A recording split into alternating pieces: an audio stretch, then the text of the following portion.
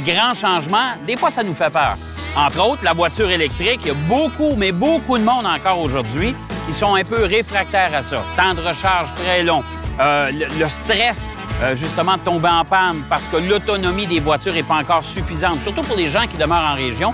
Et si je veux pas perdre une partie de mes journées de boulot à attendre la recharge, bien, ça me prend des bornes de recharge rapides.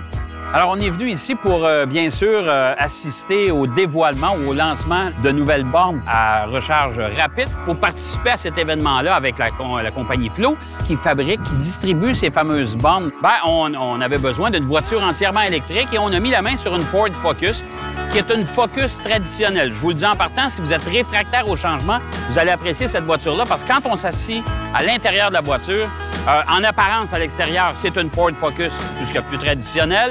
À l'intérieur, c'est la même chose. Évidemment, au démarrage, c'est là qu'on se rend compte que c'est une voiture entièrement électrique et on n'entend pas de bruit, bien sûr. On n'entend pas le son du moteur. Au chapitre du comportement routier, je suis obligé de vous dire que j'ai apprécié l'auto. C'est pas une voiture, c'est pas une voiture de haute performance, mais c'est une voiture correcte pour une utilisation quotidienne.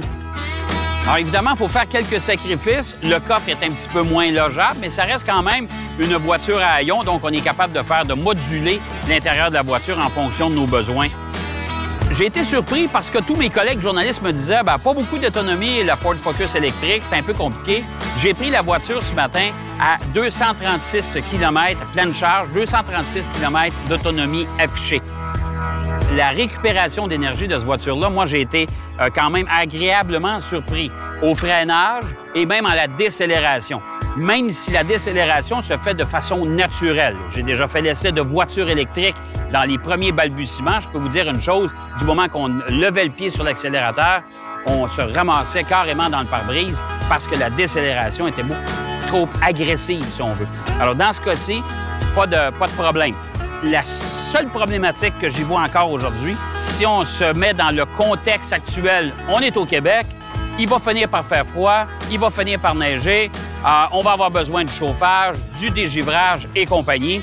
Là, peut-être que ça va causer certains problèmes. Et encore une fois, aujourd'hui, on parle de entre 40 et 50 de perte d'énergie pour une voiture électrique l'hiver, quand il fait très froid.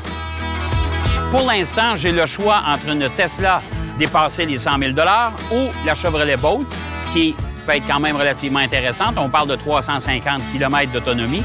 Ça, il faudra qu'on le vérifie éventuellement, puis on va le faire.